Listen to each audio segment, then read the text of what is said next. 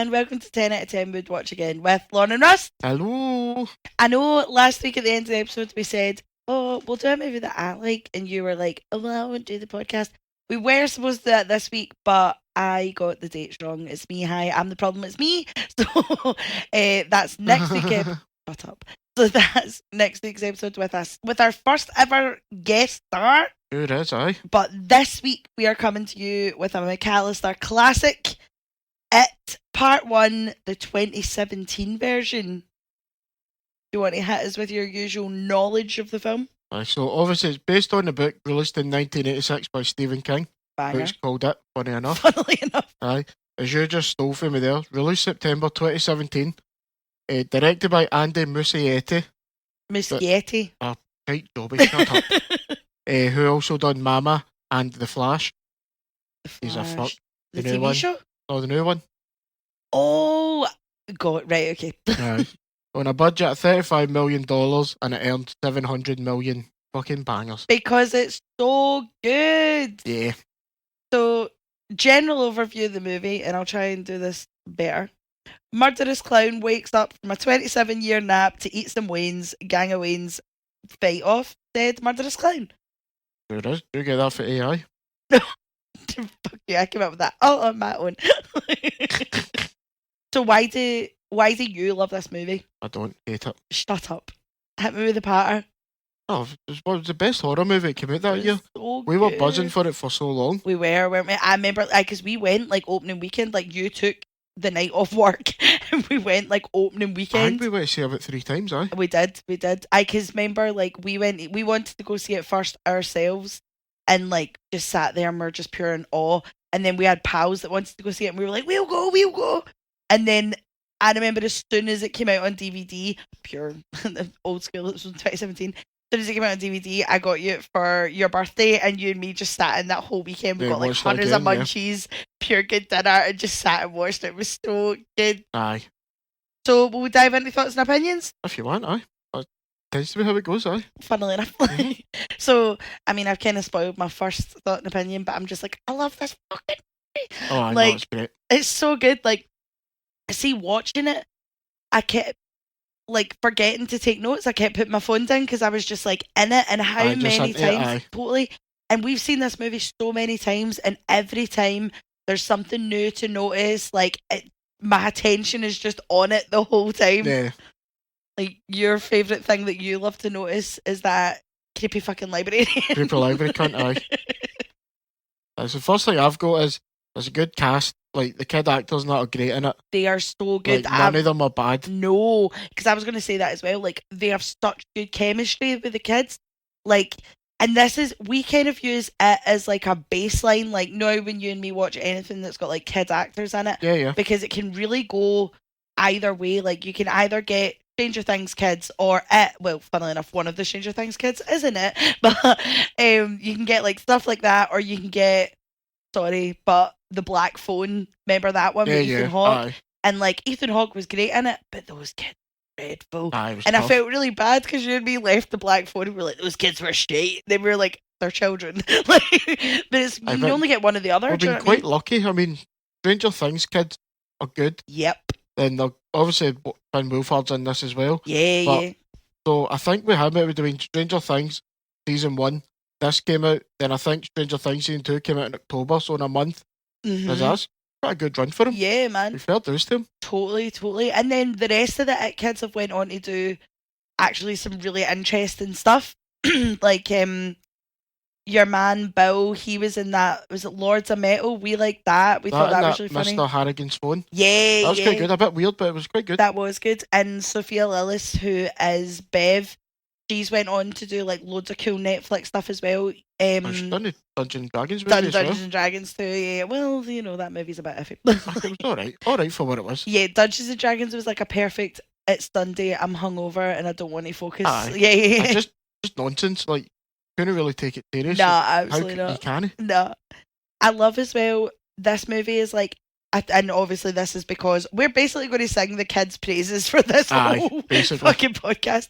But like, it's the perfect balance of like proper shit yourself creepy, but then the kids come in and they make you laugh, and there's like a really good mix of like comedy and horror. Yeah. And I love when movies do that, because you'll be sitting there like 1 minute you're like on the edge of your seat, pure tense, and then 2 seconds later you're pure like ha ha ha. Like, I know that is a good mix, and Finn Wolfhard's really good in it. he's so Just all the good. wee wisecracks and that he make. Do you know as well? It's another thing. Like, see, when they're good as kids, and you're like, oh, I wonder what they're going to be like when they grow up. Obviously, Finn Wolfhard is still, I think, what is he, like 19, 20 now? Something like that.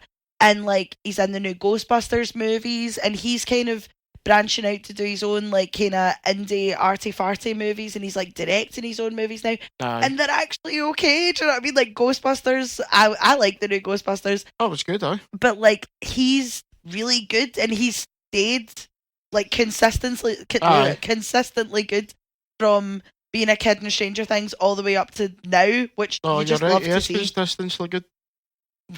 Shut up. I was hoping we'd been blown right off. Consistently. It's a big word, leave me alone. That's a new word we're using today. I just thought all the jokes were good. All the like New Kids on the Block jokes were funny, like, and all the stuff like when they're just slagging me Eddie and stuff.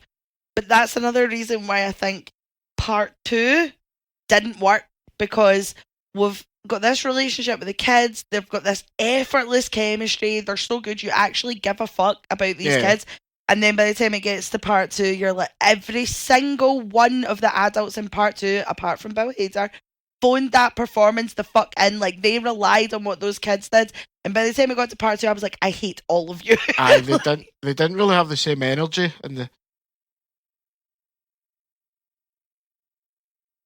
The casting didn't work. Absolutely for the way the kids not. done it. Absolutely. Well, I've got some useless information about that, but absolutely not. Like, it really pains me, and I know we're talking about part 1, but it really pains me because every time I watch part 1, I'm like, oh, I really want to watch the next one, and then I always do it, and I'm always sitting there like, why have we watched this? This movie is dreadful. Yeah, it's painful. Yeah, that's what we've done. We do it every time. We say, oh, we might as well watch part 2, and we're like, nearly 3 hours long, and there's not many good bits in it. No. But, you know, I have my own thoughts and opinions. Well, this is the thoughts and opinions. I might as well shoot them. Like, I think part 1 is, like, the way they do it, it's just a straight up horror movie.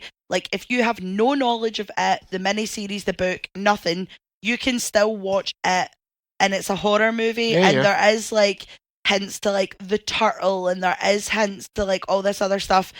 But you can just watch it and be like, that was freaky, I'm away. Whereas in part 2, they really try to cram everything in. Like, as soon as it starts, it's like, ritual of truth, and it's like, I feel like even if you were one of the ones who didn't know anything about it, went to see part 1 and then came back for part 2, you're like, the fuck is all this ritual of truth shit? Why are they all running about being dicks? You know what I mean? See, I've got one thing for my thoughts and opinions, and it's, do you think it would have been different if they made the movie like the book? If they try to include like the different timelines, because there's a lot of time jumps in the book. Yeah. I wonder if they'll ever make another one. Probably won't be for a while. Nah. If they could include that style of doing it, that'd be kind of cool. I suppose it'd be too big a production though, because you need to have, 10 main characters? Yeah. Well, if they can fucking do it for Infinity War, they can do it for Stephen King. I don't know if they'll give him the money. Whoever it would be. But yeah, because it's like, obviously the book starts off with the Adrian Mellon stuff, and then it jumps in between, like, obviously them being grown-ups and them being kids, and then when they go back and all their crazy, like, other halves and all that kind of stuff. But I think I love the book. I had never read the book before we saw this. I'd only ever seen the miniseries, and obviously Tim Curry's Tim Curry, do you know what I mean? And I've started reading the book. Well, I say read. I got it on Audible. I'm really sorry. It's 72 hours long on Audible. That is more than enough. I'm sure I read somewhere that like the book is longer than like the fucking Bible. Do you know what I mean? And so like, wouldn't surprise me. Listen, and then so like I read the book in between. Well, listened to the book in between part 1 and 2, and I kept coming through you being like, this happens, and then this goes on, and then la la la la la. And then by the time we got to part 2, I was pure like, we are so hyped up. We know everything. We have so much knowledge. And then we both went in and we're like, what the fuck is going on? I think it would work if they done it, but Yeah. it would be too much.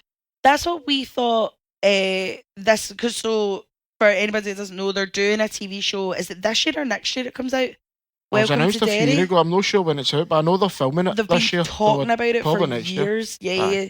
They've been talking about it for years. It's going to be called Welcome to Derry, and then there was like not really a lot of information about it. So me and you were sitting pure speculating. We were like, oh, it's going to be about like because there's so many backstories in it. Like this guy's been eating Wayne's since like, do you know what I mean? Like there's so many avenues and stuff it could go down, and it could have been like we were like, oh, it might be an anthology thing, like all the kind of stories. And then recently it's came out that it's just going to be about the Black Spot nightclub. Yeah, the 50s, I think. Yeah. That like what? And see, to be fair, that bit is a really big chunk of the book. Because that's another thing is the book just doesn't go on about their lives and as they were kids and stuff. It obviously goes into the backstory of different things that's happened in Derry and people that live in Derry and what they think. Oh, totally. Like, it's almost like you're oversaturated with information, do you know what I mean? Which is why there really is so much you could do with any It project. Do you know what I mean? Oh, he's definitely give you enough information. Oh, 100%. Enough world building to do it. Oh, absolutely. God, we went on such a tangent. Sorry, I'll get back to it, part one. Like, I just remember when this was coming out, you and me watched the trailer and we were like, fucking yes. And we avoided everything. We didn't read anything about it. We just knew Finn Wolfhard from Stranger Things was going to be in it because, like you say, Stranger Things season 1 came out and we were like, oh, it look good. Huge. Totally. And then knew Bill Skarsgård was going to be in it, but at that point we didn't really know Bill Skarsgård. I just knew because I knew is it Alexander Skarsgård from True Blood. Yeah. So I was like, oh, he's wee brother smashing, and we dodged everything to do with it, and then we just sat down in the cinema and we were like, fucking yes, let's go. And I remember we were talking about it. Like, we walked the long way home from the cinema just to be like, and another thing. Yeah, totally. But he wasn't really in anything that we would have watched. We started that, oh, bugger, what was that TV show that he's in? Hemlock Grove. Fucking lot of shit. Awful. That to fuck. I think we watched like the first couple of episodes, but is it not Your Woman, Famke Janssen? She was in it. And then we didn't even clock who Bill Skarsgård was, and it was only after this we were pure looking up of like, this guy's amazing. Like, he's so good in this movie. Everything he does is just prime chef's kiss. I've absolutely no notes for the big man. See, I've got to hear it. Like, it was a different take than Tim Curry's, but both of them are amazing in it. Oh, like, absolutely. They both, like, they portray it and have that presence in that. It's incredible how you could have two different versions, but they both work. Yeah, and they're both like, I would say they're both. I wouldn't say one's better than the other. Do you know what I mean? Like, you can't compare them. They're too different. I think the miniseries isn't great, but you love it because of everything. As Tim Curry's the best thing about it. Yeah. A TV movie of its time. Yeah. But Tim Curry just fucking steals the show. Absolutely. And our wee Seth Green. Aye. But like, yeah, like Tim Curry was the original one to freak everybody out, and Bill Skarsgård just came in.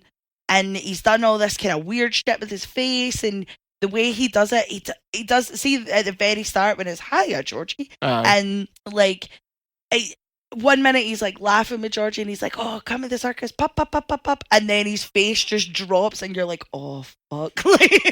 He's so good. That goes out one of my thoughts opinions. That Stranger Danger, was that not a thing in the 80s? Yeah. I can understand. I think the books at the 50s. Yeah. How everybody apparently just done what they want, the wild bastard west. Yeah, doors wide open, like nobody's bothered. Like, I'm pretty sure we're worried about nonsense in that in the 80s. Yeah, I'm sure that was a thing by then. I'll need to ask somebody, but I'm pretty sure it was. I'm sorry, but like, because we were talking about it, like, even as a kid, I feel like walking past a sewer, and if there was a wee clown in there being like, "Hiya, Lauren," bugger off, I'm away, I'm too much of a shite bag. Anybody talking in the sewer as they shout your name, you'd fucking run a mile. 100%. Absolutely 100%. Use my balls and get the fuck. I fuck it, I'll make another one, don't worry about it. Chase yourself, you kid. The bit that freaks me out with Bill Skarsgård is see the bit where they go to Neighbolt Street for the first time, Yeah. and they're gone through all the rooms and stuff, and then Eddie's on the floor, and you just see the fridge door open, and he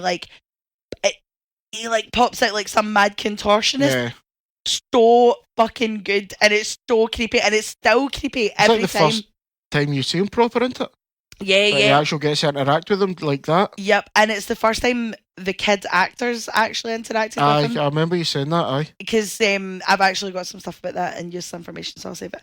Fair enough. Like, that's the bit where he comes out and you're like, there's not really a lot of like effect. I mean, the effects come in later on, but see, I'm just talking about as soon as he comes out the fridge and it's Eddie and all the kids come in and he's just standing there like a big menacing bastard, and you're like, yep, no, absolutely fair. I'm away. Bev that shot herself. Yeah. Can see her. See the bit where it's after she throws the like iron bit, aye. And he turns around and she like there was like an interview with her where she was like, that was the first time I'd seen it and I was terrified, and you actually see it. She's poor little freaking out. There's fuck it, I'll just talk about it now. That bit with the kids first meet him. Bill Skarsgård had been like purposely kept away from the kids, and then when it's Eddie and he's like slobbering all over Eddie and he's like, tasty, tasty, beautiful fear, and Eddie's like freaking out, gagging, screaming, crying, and Bill Skarsgård said in an interview that like when they said cut, he like went over to the wee guy and he's like, are you okay? Is everything okay? I'm so sorry. I'm so sorry. And the wee guy's like, brilliant, love what you're doing the character. I love it. Keep going. Bill Skarsgård's like, what the fuck? Shows how professional they were. Like, oh, totally. They were there to make a movie. Absolutely. Like, they weren't there to fuck about. Absolutely. Talking about moving from Bill Skarsgård to Andy Muschietti. We liked Mama. We went to see Mama in the cinema. I think we went with my mum. Like, you and me and my mum went to see it, and we all liked it. And then when this came out, I do really like Andy Muschietti. The Flash, we don't fucking talk about it, right?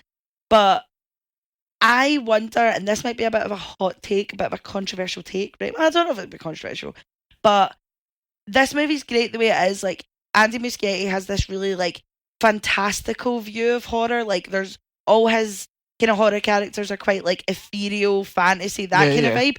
I kind of wonder what this movie would have been like if Mike Flanagan had done it, because Mike Flanagan right now is knocking every Stephen King project out the fucking park.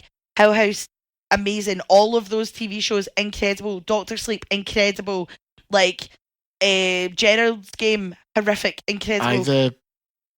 The Stephen King stuff he's done is very good. And I was watching, when we were watching it, I was just thinking of like, I wonder, because he kind of sets all of his horror in like realism, and I wonder just how mental, like, and more terrifying it would have been if he'd done it. Like, no shade to Muschietti, do you know what I mean? Like, this movie's great, apart from part 2. But, like, I just wonder if Flanagan had done it, how much creepier, how much grittier, like, would we have got all the Eddie Cochran stuff that's in the book? Like, do you know what I mean? I don't know. I think the problem is just too much. Like, yeah. What, like, because we were talking about the time when you were saying you want the Ritchie or that some should have been in the first ones. It's nearly a 2.5 hour film. I know. Something needs to be cut. So the best way would see the way he has done, like Hill House, not maybe doing a TV series about it rather than a movie. Take my money right now. Tell me when it drops. I'm there. I think with Mike Flanagan, if he would want to do it would have to be a TV show. Because he's doing Dark Tower, isn't he? He's going to do it as a TV show. He's doing a Stephen King one, The Life of Chuck. Ooh.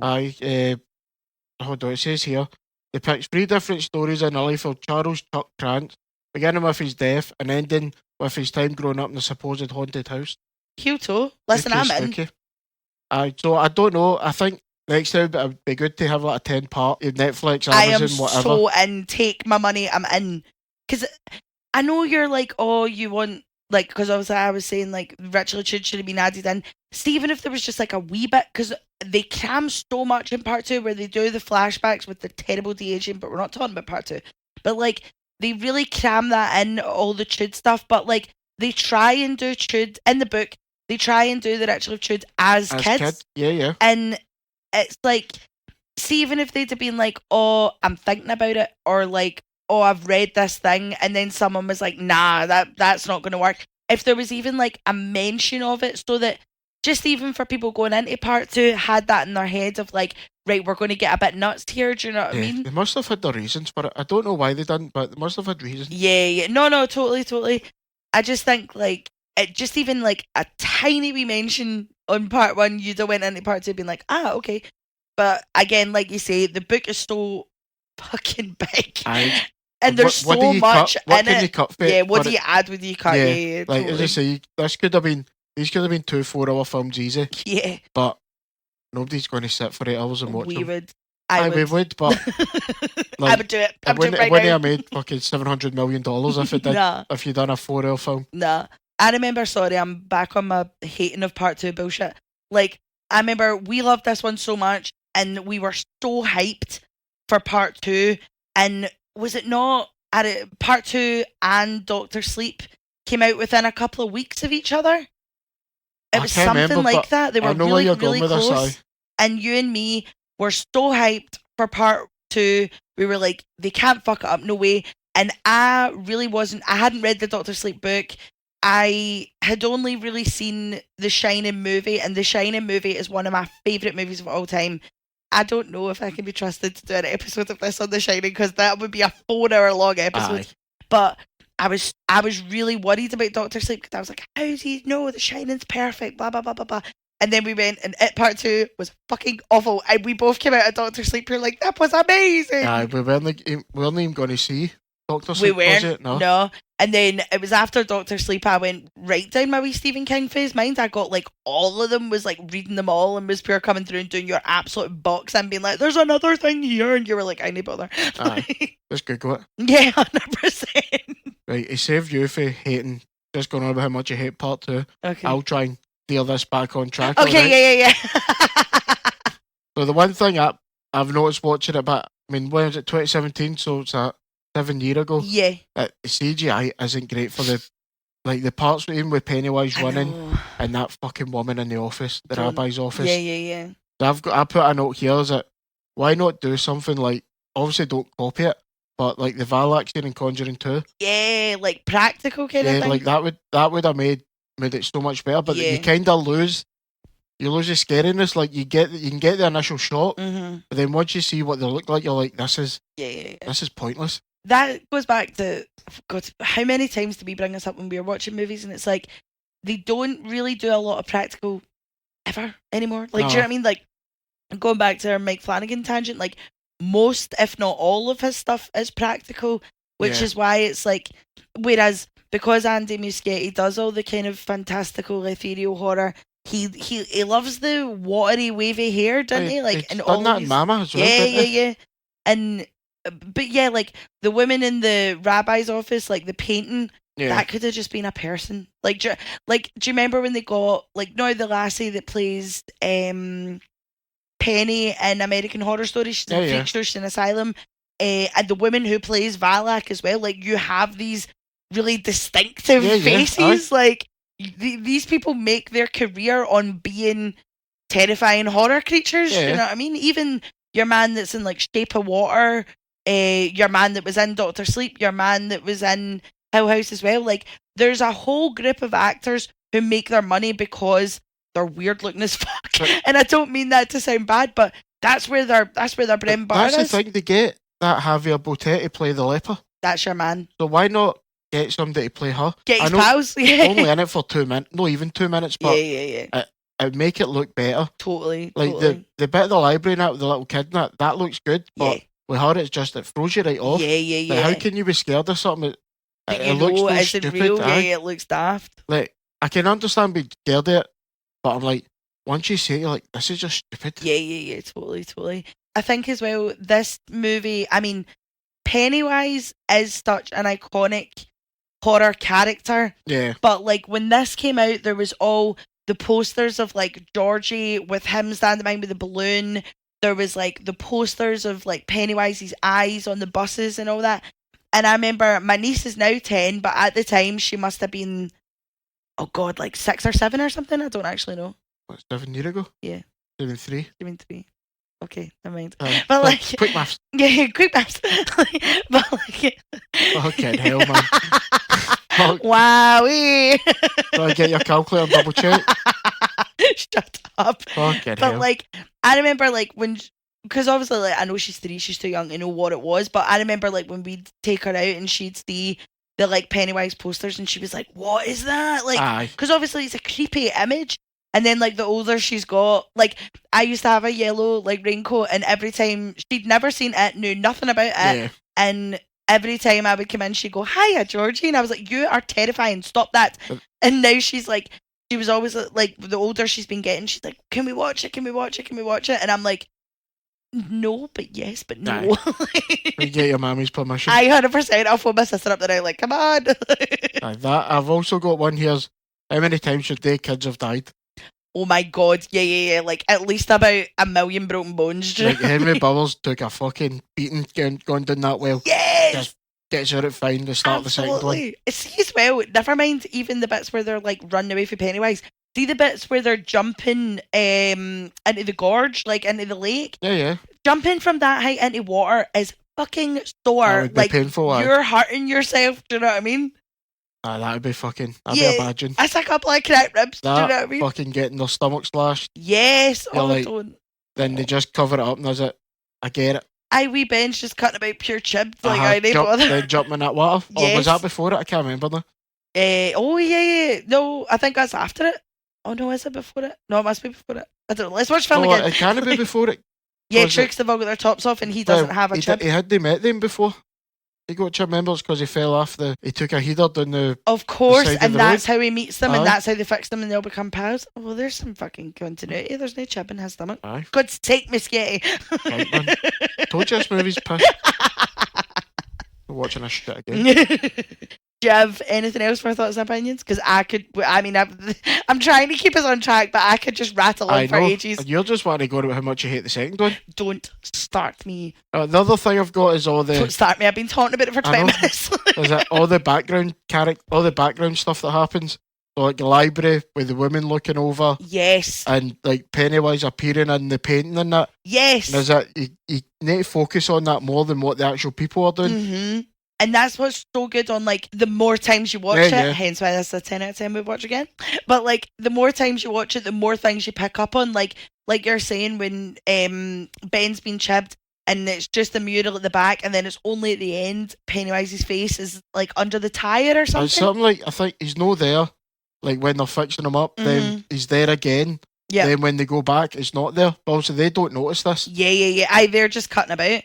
As well, I think I've kind of went into more of this in Ace, but, like, the adults are all really fucking creepy. Do you know what I mean? Like, I'll get into more of this in A, but they all look weird. Like, the pharmacist has, like, this weird kind of dry, scaly face with no eyebrows. No, I know. And then, like, Bev's dad is this really, like, all of the adults are really, like, repulsive. They're all either, like, really oily or, like, scaly looking. Do you know what I mean? Like, they do it really well, because obviously all the adults are dicks. Like, within the first 5 minutes. Yeah, like, of course. If Pennywise is meant to, I don't know what it is. He's exactly done it, but yeah. So basically, it's that, like, Pennywise is, like, aura is not the right word, but, like, aura has, like, the chakras. Yeah. He's not aligned to chakras. But he's, like, basically, because he's been in Derry for so long, the whole place is, like, really it's been manipulated by him. So he is, like, because they're older as well, they're not scared, but they're just not noticing it. Like, obviously, but they know what's going on, because it's kind of more in the book, because in the book, when Mike Hanlon's older, he's, like, writing the history of Derry. So he's going around speaking to everybody, and everyone is telling all these stories, but then they're always like, oh, Derry's just always been a really fucked up place and all that, and Mike's like, yeah, because of this cunt. Like, every 27 years, is it? Yeah. And it's like, even at the start, like, when Georgie's, like, screaming, like, arm ripped off, like, going off his nut, and that wee granny's just like, don't worry about it, like, I see nothing here. They all know something's happening, and they're just not. They're like, we're too old, we don't care anymore. We don't give a fuck. Yeah. I think I've went through everything that I've, like, my thoughts and opinions on it. I mean, there's loads more, but obviously the book's famous for an orgy scene, but I'd rather not talk about that with kids. So. No, that's always the bit Try and keep this PG. Yeah. PG. We do nothing but swear on these episodes.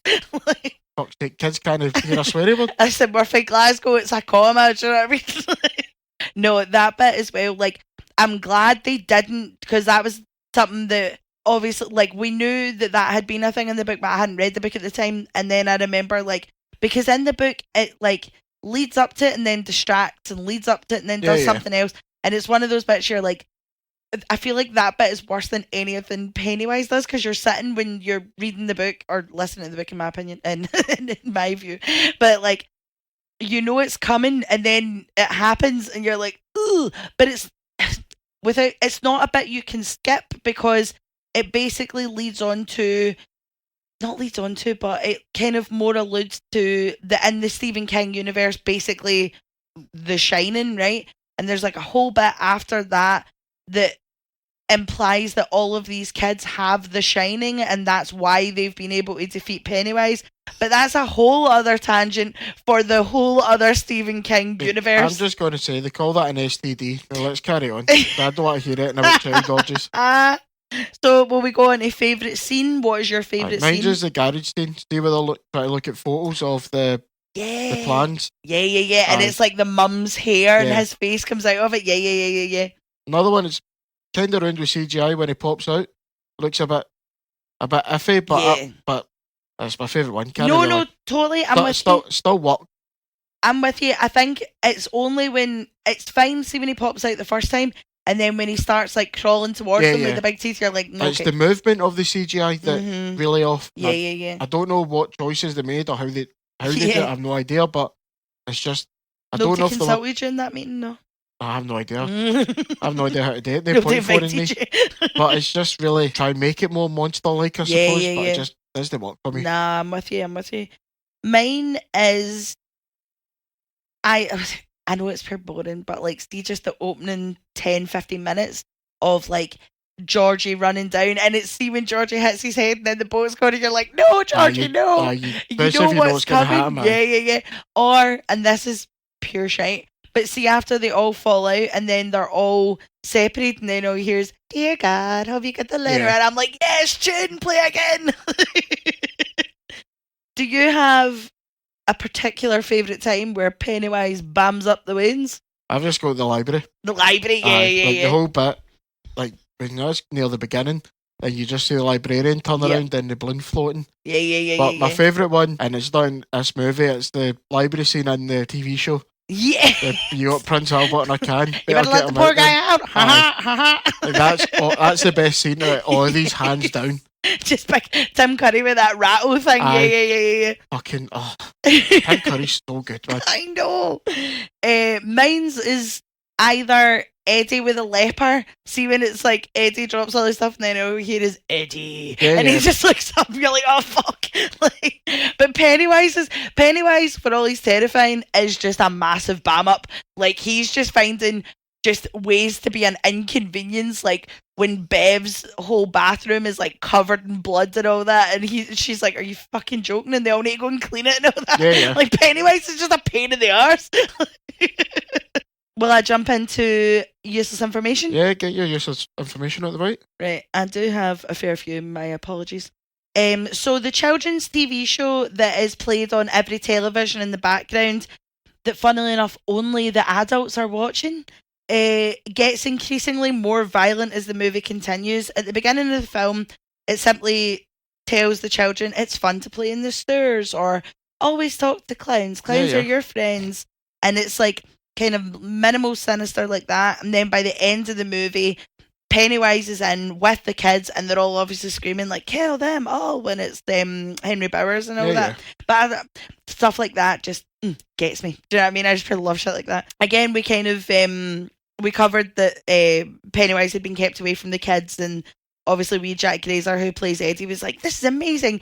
And basically Bill Skarsgaard from then on just called them like his mini professionals, and like they would all go for lunch together, and Bill would be like, oh, what are you doing at the weekend? What movies are you watching? What TV are you watching? And they were like, Bill, we're trying to learn our lines. And Bill was like, you getting on?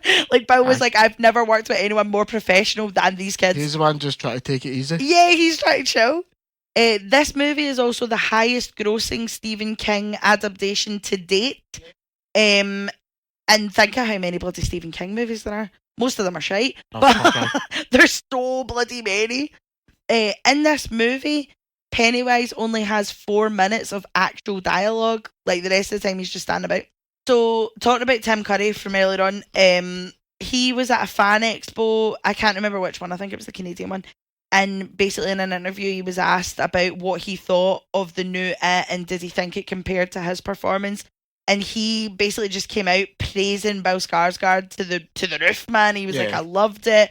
And he said how he was happy to pass the mantle to Bill and that it's Bill's job to terrify a new generation, and he absolutely succeeded. And I'm like, amazing. Like, of course he did. He did. Well, that's the thing. Like, Tim Curry was like the most terrifying thing about the 80s, you know what I mean? And now it's Bill Skarsgård. So obviously we know how great the kids were in part 1, and they were then allowed to pick or asked who they would like to play them in part 2.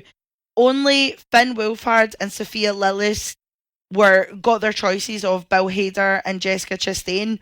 But I thought some of the original choices were quite funny, right? So Ben, the wee boy who plays Ben, picked Chris Pratt. Nice. The wee boy who played Bill picked Christian Bale. I know. The wee guy who played Stanley picked Joseph Gordon-Levitt, who, when you see the older Stanley, I can kind of see it, but I think he looks more like Nate Wolff, like, no, the Wolff twins, Hereditary. I think he looks more like them. Wee guy who played Eddie chose Jake Gyllenhaal, or Gyllenhaal, however you pronounce it. And the wee guy who played Mike chose Chadwick Boseman.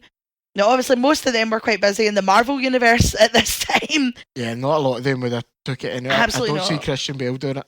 That's the thing. I love the confidence of this wee kid being like, yeah, fuck it. I'm a young Christian Bale. And Christian Bale's like, aye, so you are. Chase yourself. 100%. Like, I do think, though, the ones that they got to play them did look more like them.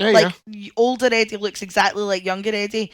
But I do think, like, they just picked these guys out of a hat, man. Like, I mean, we can't moan. Like, we were not Bill Hader fans until part 2, and then we were like, he's the best bit about this movie. And now we have, like, a solid respect for Bill Hader. He saves the second one. Oh, he really does. The bits he's in, it's just, I know. So funny. I know.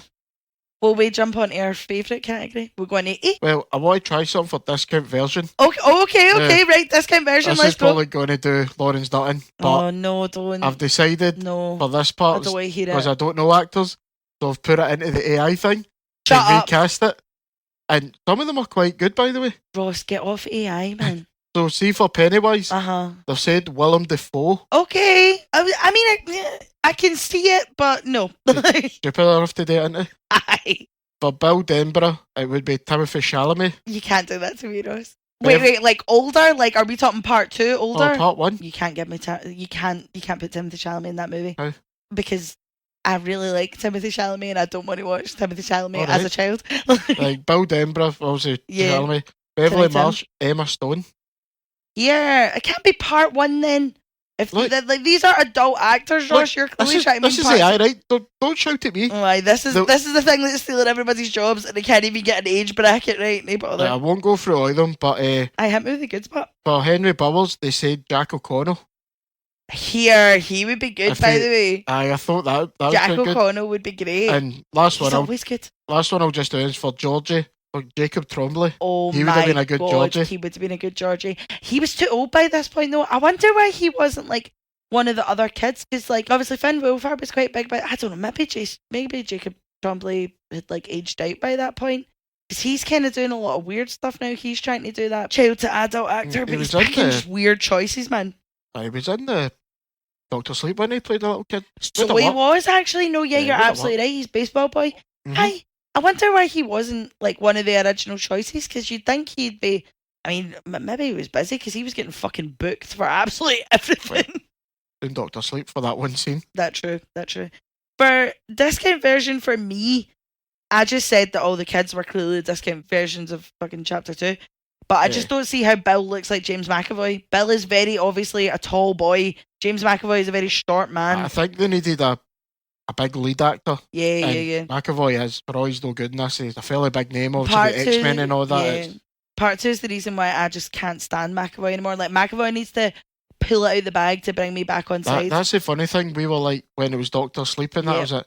Ewan McGregor. Yeah, we were like, can it be arse for Ewan McGregor? Ewan McGregor was brilliant in it. I don't know why we thought that. Like, why did we just have a hate for Ewan McGregor for some reason? Ewan McGregor's fucking great. I want to watch Doctor Sleep now. For part one, the guy who plays Patrick Hockstutter, Henry Burrs' pal, I thought was just discount. He is a discount version of Keanu Reeves in Bill and Ted. Like, obviously, that's probably the point, but like the whole time I was watching it, I was like, baby Keanu, what's going on? That's all my discount versions of. I really didn't have much. Nah, I just thought it'd be something different. Yeah, no. We've not really added discount versions of for a while. Do you know, the only reason we added the discount version of category, because normally when we watch movies, we're like, oh my god, it's Poundland, Gerard Butler or something like, and now we've actually been using it, and we're like, I can't fucking think of anyone. Yeah, I don't know that many actors. They fucking idiot. Right, well, we jump into Aye. So, why are all the adults watching children's television? Is there fuck all to do in Derry? No, got a job? No. You go sit in the house all day watching children's TV as it tells you to go play with clowns and kill them all. Go be Pennywise being a cunt, isn't it? That's all I can think of. I know. 80s bullies. Fucking psychos. In any 80s movie or any movie based in the 80s, I know we're talking about this, but 80s bullies are just insane. Like, it wasn't enough just to call Ben fat and push him about. You have to whip out the knife and carve this motherfucker up. Like, what? And all the gay slurs and all that. Yeah. I'm sure there's a few ratios flung around as well. I know. Well, definitely in Stephen King 80s movies as well, like, the bullies are just evil. Do you know what I mean? Like, in Stand By Me and all that, like, they're going, like, Stand By Me, all the kids are just going to find the body, and Big Kiefer Sutherland whips out a gun and all that. You're like, because this is based the same time, isn't it? Obviously, they changed the dates for this one. Yeah. So it's more like the 50s where kids had guns, just they changed the one. They changed the time for. Oh, that should have been my useless information. They changed the time for it part 1 so that it came out exactly 27 years after the miniseries, which just tickles me. It gets my ghoulies. But see, like, as well, the bullies, right? They're awful. They're just so horrible. Like, genuinely, like, threatening severe violence, fatal injuries, and all the wee kids are like, oh, Henry Bowers, man, he's a bit of a dick, and it's like, no, he's a fucking psycho. He's a fucking nut job. I think you covered it as well. When you were going over your thoughts and opinions, the fact that Henry survives getting chucked down that well. Oh, that's some bit of bullshit. Do you know what I mean? Just to get flushed out and come back and it. No, shut up. I don't care what power Pennywise has over the bloody town. Nah, there's no way you're coming out of that without at least some broken legs, a broken back. No way. You'd just be dead. Yeah, the only one I've got is the cinema. I'm sure I read this somewhat. Is it Lethal Weapon and Lethal Weapon and Nightmare on Elm Street 5? The movies didn't come out to be at the cinema. Oh, really? Like, not together anyway. Really? I'm sure I read that somewhere. Love that. That's just I could be totally wrong here, but that's just a bit of information that's in my head. Whether I made it up or not, I don't know. Don't even look it up. We're making that a canon thing now. Like, you have said that, therefore it is true. Like, I'm sure. Is it Lethal Weapon or is it Batman that's on it? Oh no, it is. It's Batman and Nightmare on Elm Street 5. Lethal. That's because we were talking about Lethal Weapon the other day, Ross. You've just got Lethal Weapon in the brain. But regardless, Batman came out 89, and I'm sure Nightmare on Elm Street was before that. Like, doesn't matter, but that's just a little bit. And no, I love that. I always remember, like, I'm sure I read that somewhere. Somebody told me that, and I never bothered looking up at the time. But you're just like, yes, that is a solid fact. Yes, that's a core memory. No one tell him he's wrong if he's wrong, right? Just let Ross believe what he's believing. Oh, I'm sure it is. Remember somebody moaning about it, and I was like, doesn't matter. It's not a part of the fucking film. Yeah. Like, fuck off. I always think as well, those kids must have been fucking honking because they are never out of the sewers. They're always running about abandoned houses. They must have been stinking because Eddie still was like, that's grey water. And it's like, yeah, you're walking about and pissing shit. Of course, you are honking. Have you got any more for it? Yeah, just do a promise and then I'll shut up. So, like, just because obviously in Thoughts and Opinions we were talking about, like, the parents and how, like, creepy they are. Obviously, it's never said, but it's heavily implied that like Eddie's mum is like Munchausen's by proxy. Bev's dad, it's not even fucking implied. It's basically shown that he's like molesting her. Like every adult in Derry is just awful.